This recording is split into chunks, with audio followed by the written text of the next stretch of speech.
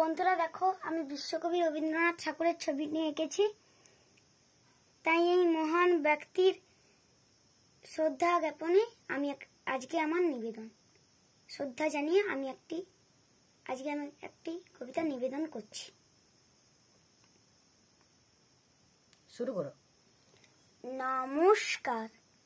কবি রতনু তনু ঘাটির লেখা বীর পুরুষ রবীন্দ্রনাথ। আমার যখন ছেলেবেলা, বয়স 5 কি 6, বীর পুরুষকে দেখেছিলাম স্বপ্নে যেমন হয়। ঘুম ভাঙতেই ছুটতে গেছি, পরীক্ষা তো কাকুর। এই কবিতা লিখেছিলেন মোদের রবীন ঠাকুর। বলেই কাকুর পড়ালেখা, সময় কোথায় তার। আমি তখন মনে মনে পালকিতে মাঠ পার। মা বললেন, খোকার খিদে, পারুল খেতে দে রে।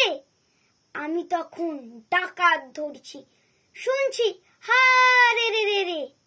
তার উপরে অনেক পরে, 100 বছর পরে, ভারত মাতার বুকে দেখি আজও ডাকাত পড়ে।